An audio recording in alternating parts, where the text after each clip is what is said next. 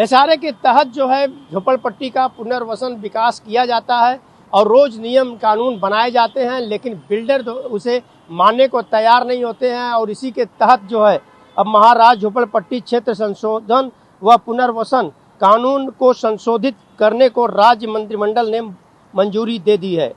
और इसमें महाराज झोपड़पट्टी क्षेत्र संशोधन निर्मूलन व पुनर्वसन अधिनियम 1971 में 3 प्रावधानों को संशोधित किया जाएगा।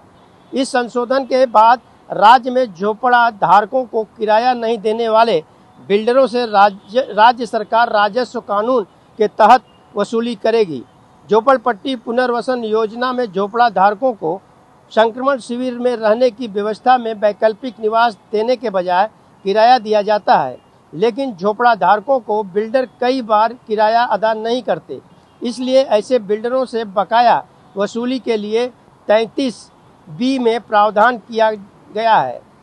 स्वेच्छा से पुनर्वसन परियोजना में शामिल न होने वाले झोपड़ा धारकों के लिए विस्तृत प्रक्रिया भी 33B में समाविष्ट की जाएगी। और इसके अलावा झोपड़े की जमीन झोपड़पट्टी क्षेत्र घोषित होने के बाद जमीन मालिक बिल्डर अथवा सहकारी संस्था को पुनर्वसन का प्रस्ताव 120 दिन के बजाय अब 60 दिन में देने का प्रावधान है।